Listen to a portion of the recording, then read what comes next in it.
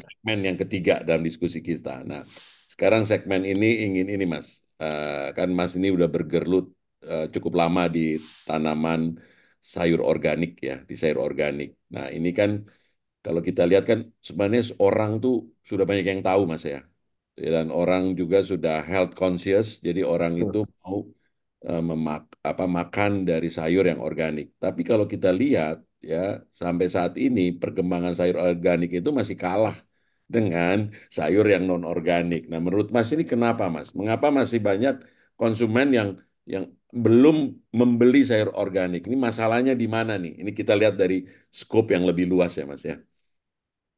Ya, terima kasih Pak Roy. Jadi memang sampai saat ini kenapa produk organik itu dari segi kebutuhan pasar itu lebih sedikit dari sayuran konvensional karena memang segmen sayur organik itu lebih ke segmen premium sampai saat ini ataupun bisa dikatakan pasarnya pun pasar niche market gitu ya. Pasar-pasar tertentu.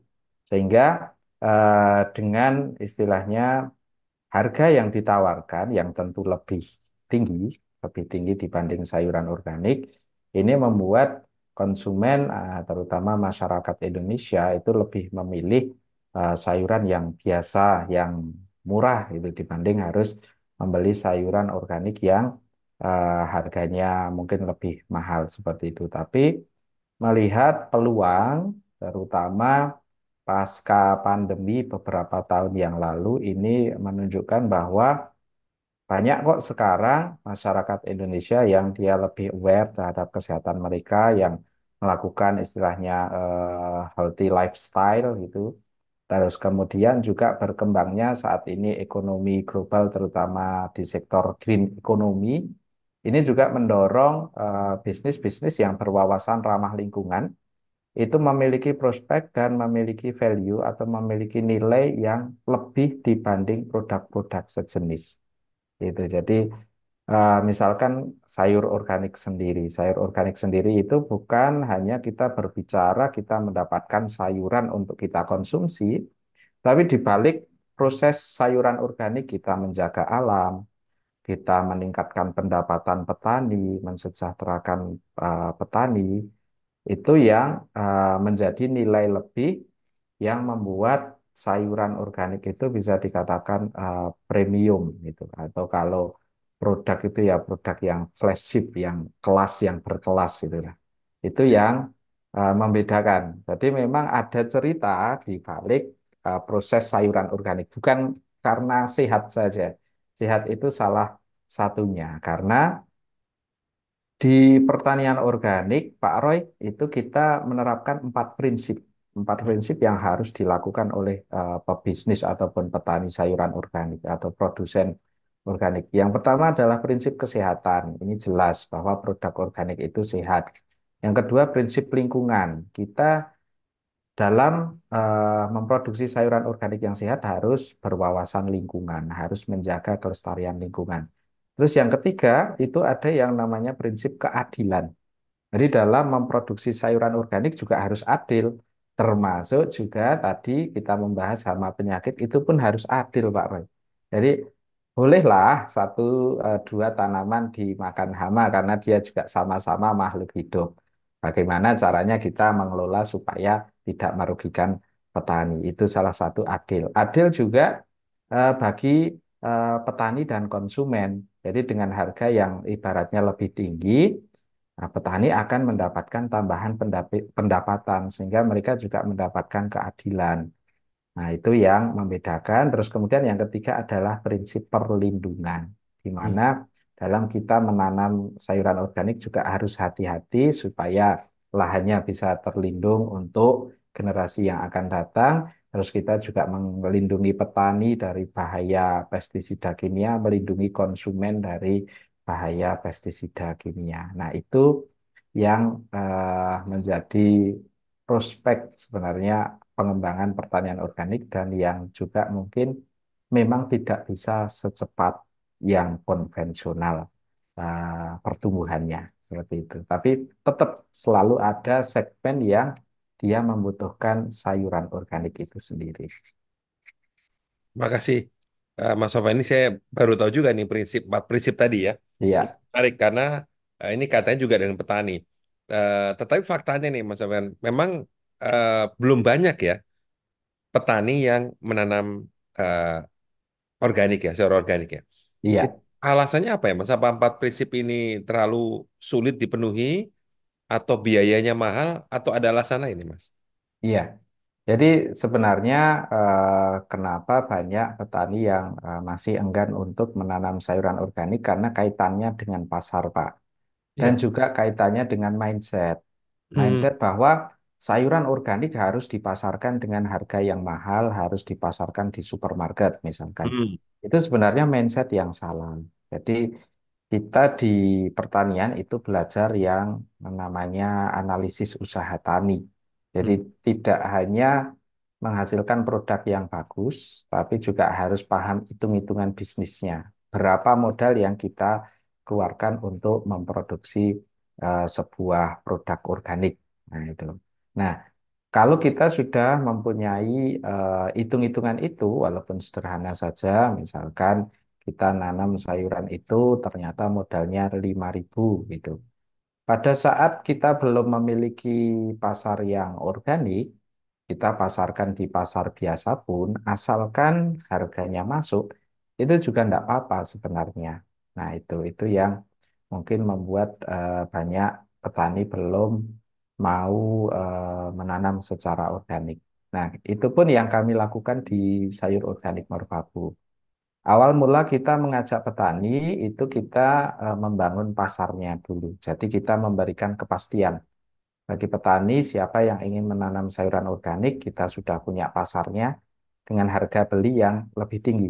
Sehingga mereka juga akan semangat dengan beberapa pertimbangan-pertimbangan yang harus dilakukan oleh petani. Misalkan tadi harus bikin pupuk sendiri, harus bikin pestisida sendiri yang lebih repot, sehingga kita memberikan penghargaan bagi petani dengan membeli dengan harga yang lebih tinggi dibanding sayuran pada umumnya. Dan juga dengan membeli dengan harga yang lebih stabil, Pak. Jadi di produk organik itu secara harga itu kita stabil. Dalam 1 tahun peningkatannya tidak terlalu signifikan lah. Berbeda dengan sayuran konvensional, apalagi contohnya cabai. Cabai bisa dibuang kalau tidak laku, tapi kalau pas langka ya bisa 100.000 ke atas. Nah, kalau di sayur organik kita tidak. Jadi memang harganya stabil seperti itu, Pak Budi. Ya, eh, sebenarnya kalau stabil tinggi nggak apa-apa sih, Mas. Stabil tapi tetap tinggi ya. Iya, Terima kasih, Mas. Tadi kita membahas dari sisi bisnis entrepreneurship ya, ya, bagaimana jadi petani juga untuk memasuki ke hal ini ya harus mengetahui juga sisi bisnisnya.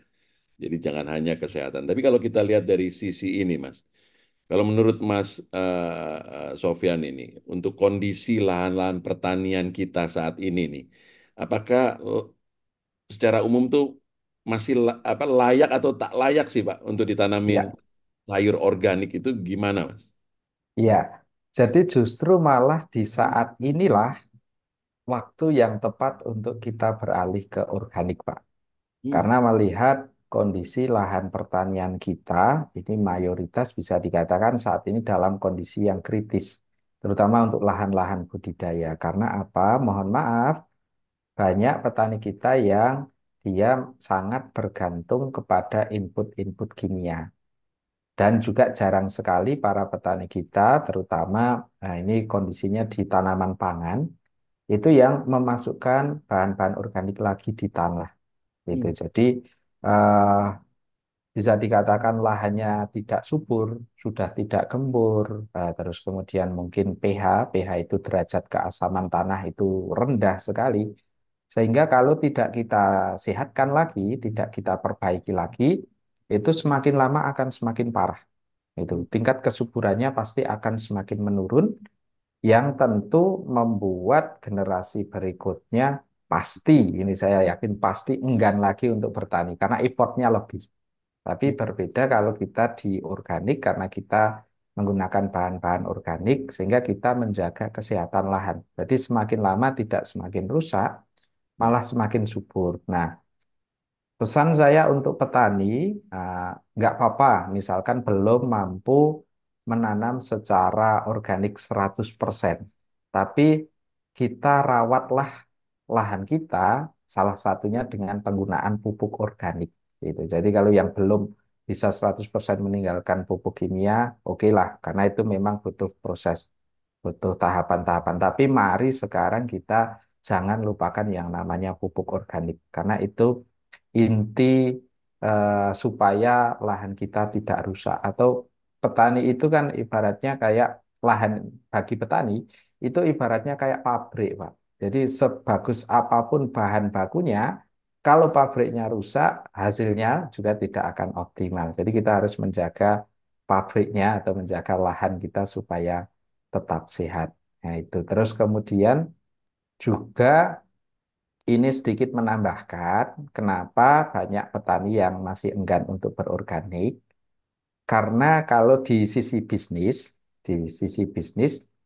di pertanian organik atau produk organik itu kita harus mempunyai lisensi khusus atau mempunyai sertifikasi produk organik. Nah, Hmm. ini yang menjadi tantangan tersendiri bagi petani, karena kita prinsipnya di dalam sertifikasi organik itu harus ada prinsip traceability.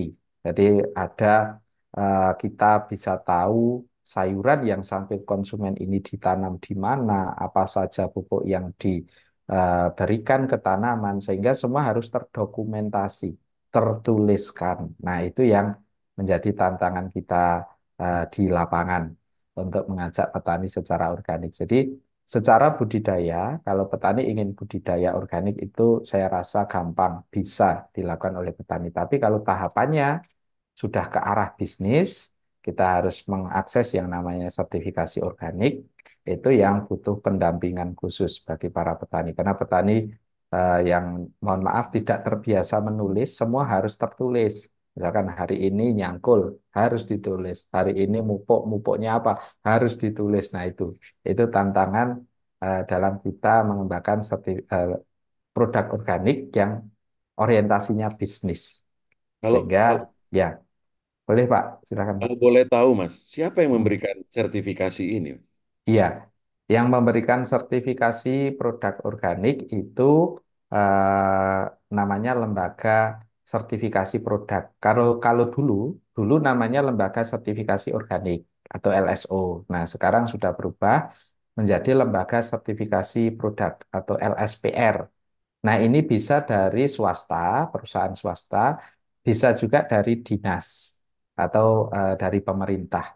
Nah, sekarang ini justru malah waktu yang tepat. Karena apa? Karena pemerintah sendiri menyediakan jasa tersebut. Kalau dulu itu harus dari swasta yang memang membutuhkan biaya yang lumayan. Tapi kalau kita bisa mengakses, apalagi petani tergabung di dalam kelompok tani, itu mengakses yang LSPR yang versi dinas atau versi pemerintah, itu justru mereka bisa mendapatkan istilahnya support dari pemerintah gitu. Itu lisensi yang ada di sertifikasi produk organik, Pak. Wah, luar biasa, Mas. Saya pikir sertifikasi itu hanya untuk yang keuangan-keuangan, tetapi petani pun perlu Iya. disertifikasi. Luar biasa. Nah, selain tantangan sertifikasi tadi, Mas, jadi kebiasaan petani menulis ya, traceability kan, jadi bisa di Iya. trace back ya. Itu apa tantangan bisnis lainnya ya, Mas, yang katakanlah menghambat petani untuk berbisnis sayur organik? Iya, betul Pak. Sehingga saat ini juga perlu yang adanya kolaborasi Hmm, antara petani senior dengan seperti saya ini, bisa dikatakan petani milenial atau petani Gen Z gitulah. Jadi petani yang senior itu dia memiliki pengalaman budidaya yang jauh luar biasa dibanding kami-kami ini. Nah, kita memiliki kemampuan dalam hal istilahnya data, dalam hal juga teknologi sehingga saat ini harus digabungkan. Jadi seringkali mungkin yang muda ini lebih bagus itu tidak. Jadi kita harus sama-sama bareng-bareng kalau untuk di organik itu juga kita harus berkolaborasi antara petani yang senior juga dengan petani yang muda itu sehingga ya yang petani senior itu dia tetap eh, apalah istilahnya kita biarkan di lahan karena memang dia bagusnya di lahan gitu memproduksi membudidayakan tanaman. Nah, kita yang muda ini yang membantu mengisikan dokumen-dokumen yang diperlukan dalam proses sertifikasi sehingga semua Oh, bisa berjalan apa yang menjadi syarat dalam sertifikasi terpenuhi dan petani juga tidak kesulitan. Itu yang menjadi tantangan di tempat kami seperti itu, Pak, dan juga solusinya.